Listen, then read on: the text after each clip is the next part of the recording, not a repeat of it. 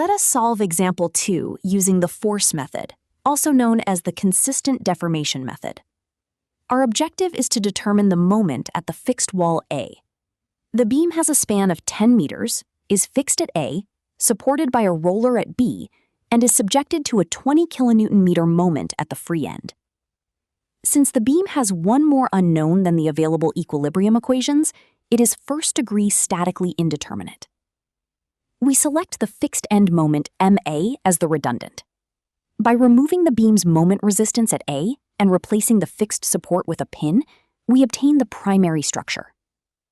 Using the principle of superposition, the actual beam is represented as the sum of two systems, the primary structure subjected to the applied 20 kilonewton-meter moment, and the same structure subjected to the unknown redundant moment MA.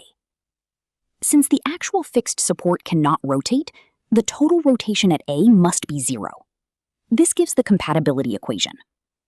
0 equals theta A plus MA alpha AA. Using standard beam formulas, we obtain theta A equals 33.3 over EI, and alpha AA equals 3.33 over EI. Substituting these values into the compatibility equation and solving gives MA equals negative 10 kilonewton meters.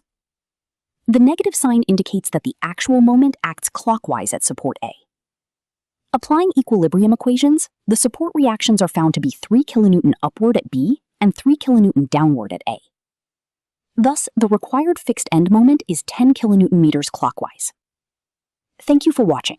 Please like, share, and subscribe for more structural analysis and civil engineering tutorials.